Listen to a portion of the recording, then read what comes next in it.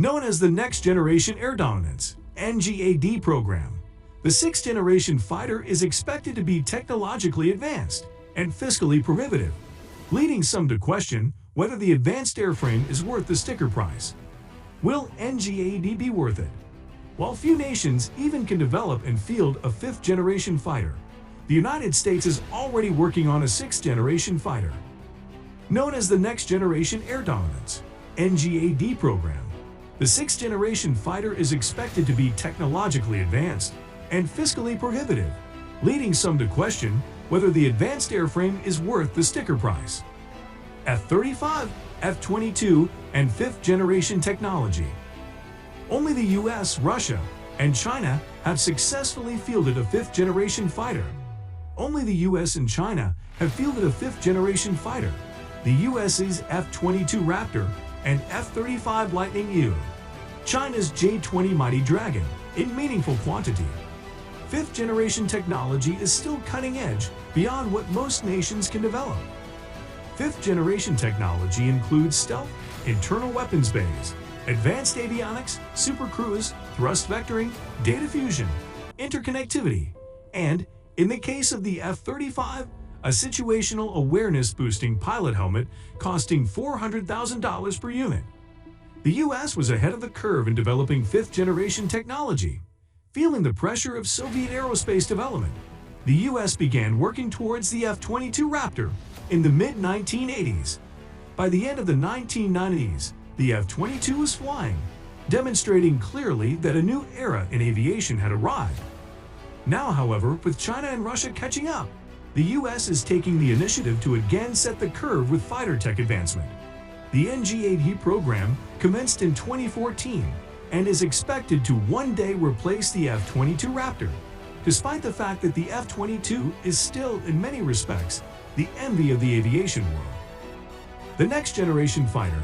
What is a sixth-generation aircraft? The exact technology in a sixth-generation fighter has not yet been defined. The class exists only in concept. And in concept, the only defined feature of the sixth-generation fighter is that it will be more advanced than the fifth-generation fighter. That's vague.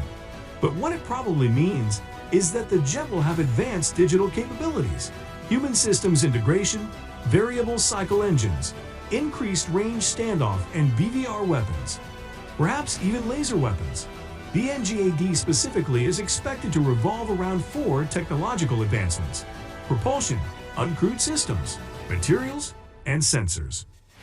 With respect to propulsion, the Air Force intends to field these new fighters with advanced adaptive cycle engines that will offer more power, more fuel economy, better heat regulation and power production, and greater loiter times than were possible with earlier engine designs, journalist Alex Hollings wrote.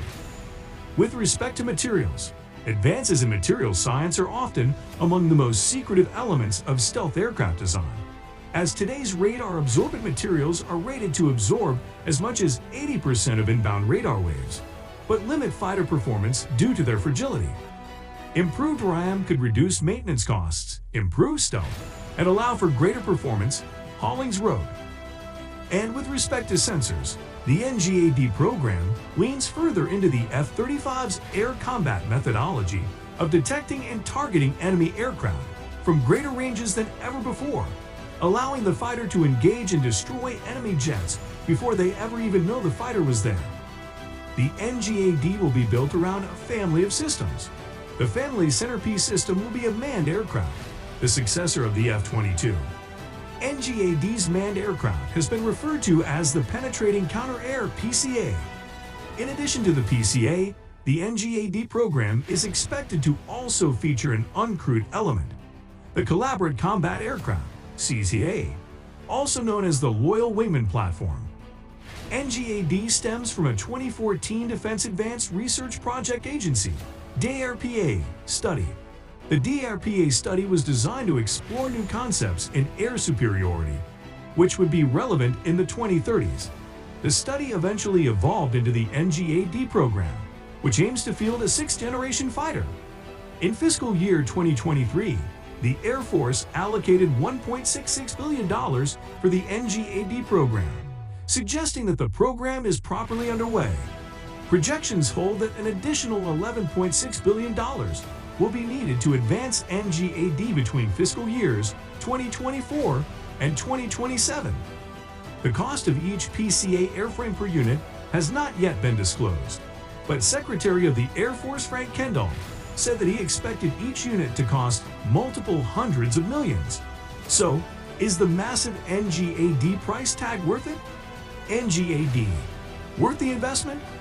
According to Hollings, the NGAD, even at a multi-$100 million price, may still be a serious bargain, despite the fact that in the wake of the F-35 investment, forking over $300 million for another new stealth fighter does sound shocking. But the truth is, when comparing the NGAD's projected cost to fighters like the Raptor or even the venerable F-14 Tomcat, that sticker shock soon gives way to a sense that NGAD may actually be a pretty good deal, even at $300 per airframe. Hollings wrote, "America's next stealth fighter in active development is going to be very pricey, with some estimates now reaching as high as $300 million per airframe. But while that figure is sure to give plenty of folks a serious case of sticker shock, the truth is, even at that high a price, this fighter may still be a serious bargain." There's no denying that Uncle Sam has an affinity for expensive military platforms, with today's F-35 Lightning effort currently holding the title for most expensive military program in history at an estimated $1.7 trillion over the jet's service life. And with the F-35A's per unit price now floating at around $80 million each, forking over $300 million for another new stealth fighter does sound shocking. But it's important to remember that the F-35's price has come down dramatically thanks to the fact that a whopping 17 countries have placed orders for the advanced fighter, and more than 1,000 F-35s have already been delivered to customers. In other words, despite a high operating cost, the F-35 has become one of the most widely operated fighters on the planet, and high volume has a way of bringing down costs. Conversely, the Air Force intends to purchase just 200 or so fighters from the Next Generation Air Dominance program, with these next-generation jets expected to fly alongside another 300 advanced new Block 4 F-35 and at least 1,000 artificial intelligence-enabled drone wingmen. This relatively short production run will place the NGAD fighter on fairly equal footing in terms of total numbers with the very fighter it's slated to replace, the F-22 Raptor.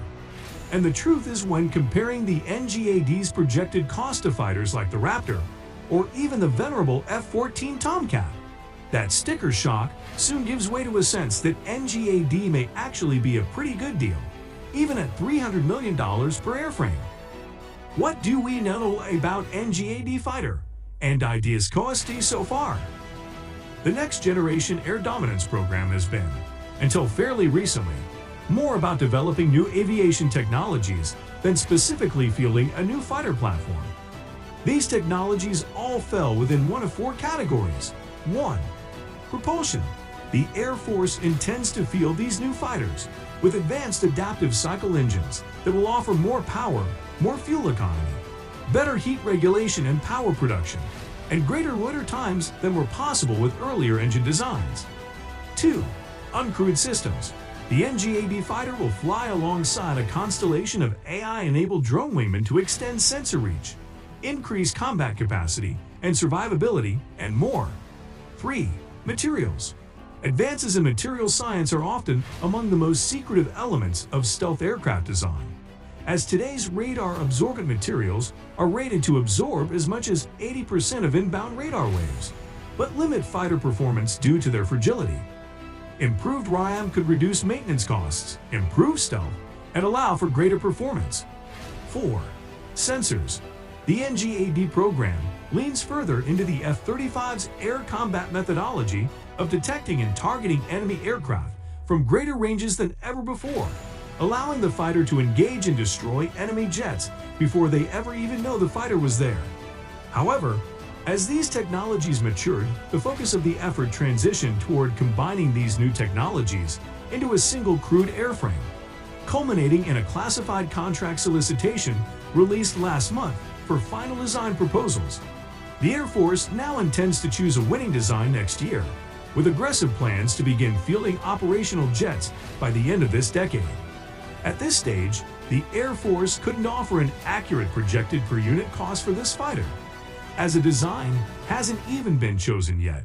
But Air Force Secretary Frank Kendall has gone on record to say that it will likely cost multiple hundreds of millions of dollars per jet. While technically a separate program being developed under the same next-generation air dominance moniker, the Navy's forthcoming AT/AXX fighter is expected to share some common modular systems with the Air Force's new fighter. Based on renders we've seen of this new fighter released by the U.S. Air Force and defense contractors alike, it seems likely that the new jet will omit some traditional fighter control surfaces, namely the standing vertical tails, in favor of an even stealthier profile. The result may be a fighter that isn't quite as aerobatic as previous top performers like the F-22 Raptor, but will almost certainly be the stealthiest fighter to see the sky to date. NGAD to replace older fighters at a 1-to-1 rate. Arguably the most important difference between this new NGAD fighter in development and previous top-tier jets like the Raptor or Tomcat is how America's next air superiority fighter is being designed to operate alongside a bevy of AI-enabled drone wingmen. These wingman aircraft will use onboard AI to allow them to complete complex tasks as assigned by the pilot onboard the NGAD fighter. They could extend the aircraft's sensor range by flying out ahead, its payload capabilities by engaging targets on its behalf, and even its survivability by absorbing missiles on the crewed fighter's behalf or engaging enemy targets before they have a chance to cause harm. But importantly, these drone wingmen will also allow a single crewed NGAD fighter, flying alongside 2 or 3 drone wingmen, to replace entire formations of older generation jets that each require a pilot of their own. As a result, F-15s and F-22s will need to be replaced on a 1-to-1 basis in order to maintain the same level of combat capability. Avoiding F-35 program's acquisition malpractice. The F-35 may be the most technologically advanced fighter in service today, but the budget-busting acquisition boondoggle that got it there is something the Air Force is working hard to avoid doing again. Sandbox News has covered the poor decisions that led to the F-35's ballooning development costs and production setbacks at length in previous articles. Among the most glaring issues that led to such costs were, first, giving Lockheed Martin an effective monopoly on aircraft design, production, and sustainment for decades to come with little incentive to come in under, or even at projected cost. And second, beginning production long before testing was complete, forcing older jets to undergo expensive refits once issues were identified. In order to avoid these sorts of setbacks in the future, the Air Force is reshaping how it executes fighter contracts, separating design and production from long-term sustainment to force competition between firms, and perhaps most important of all, ensuring Uncle Sam owns at least a significant portion of the data rights or intellectual property associated with the new fighter and its design, rather than allowing a corporation to maintain a monopoly on the fighter going forward. Of course, even if everything goes exactly as the Air Force plans, which is almost certainly not going to happen, that won't alleviate the immense cost associated with fielding the most advanced fighter on the planet. But then, paying a premium to own the skies is something Uncle Sam is already pretty accustomed to. An Air Force study showed we restarting F-22 production will cost $330 million per Raptor in 2023. Many have questioned the wisdom of developing and fielding an entirely new air superiority fighter to replace the F-22 Raptor at all.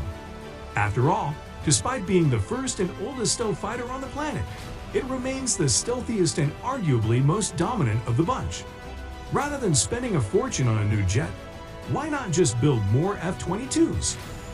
Well, the Air Force thought of that. Back in 2017, the Air Force commissioned a secretive study into just how much restarting F-22 production would cost. And the report's conclusions were bad news for Raptor fans, because much of the F-22 production line was cannibalized for F-35 production after the Raptor's cancellation.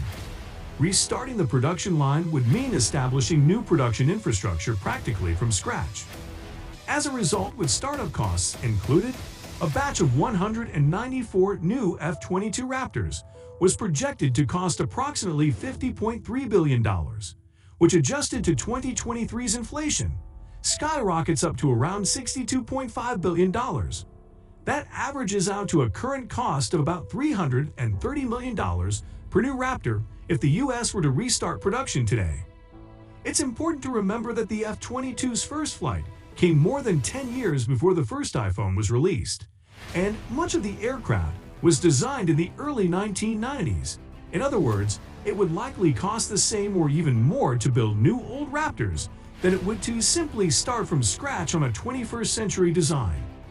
F-22's QST $270 million APIEC when adjusted to 2023's INFLHIA. Even when F-22 production was still going at full steam ahead back in 2010, the Congressional Research Service reported that the United States was paying approximately $186 million per aircraft, assuming you don't roll research and development costs into the per-unit price, as that would skyrocket the Raptor's price to $369.5 million each in 2010 dollars. However, $186 million in 2010 adjusts to approximately $260.4 million in 2023. So even if production had simply paused, rather than halted, and we could somehow restart F-22 production today, exactly as it left off, new Raptors would still be creeping up on the $300 million per airframe mark, especially if systems that were left out of the original Raptor but are now considered necessary, like infrared search and track or helmet coupe targeting, were incorporated into the design to bring it on par with its more modern competition. The F-35's original per unit cost would be more than $330 million today. As we discussed earlier, the F-35 Fighting AI, born out of the vastly expensive Joint Strike Fighter program, has been getting consistently cheaper over the years thanks to a laundry list of customers and high production volume. However, that wasn't always the case. Back when the F-35 began its production run in 2007, it was quite a bit more expensive, at approximately $221.1 million per airframe.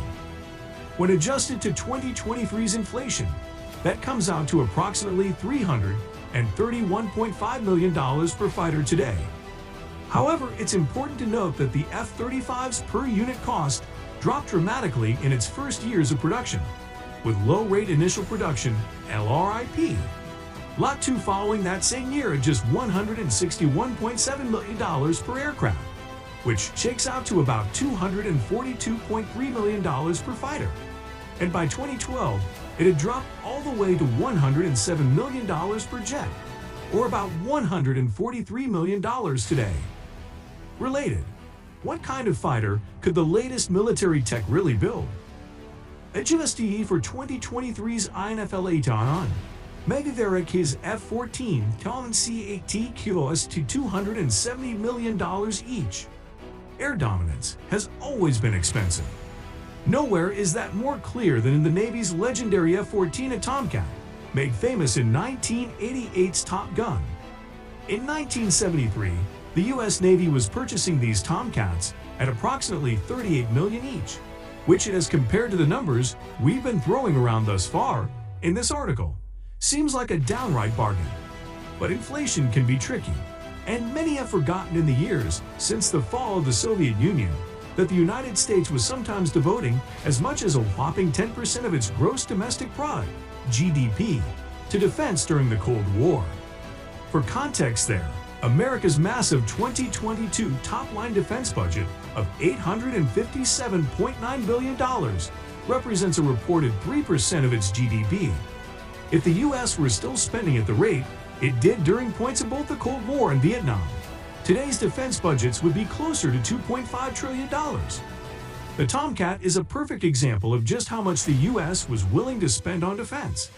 Adjusted to today's inflation, each F-14, it would ring in at an astonishing $270 million. Air dominance ain't cheap. We may not know much about America's next air superiority fighter being developed within the Next Generation Air Dominance program. But one thing we know for sure is that it won't be cheap.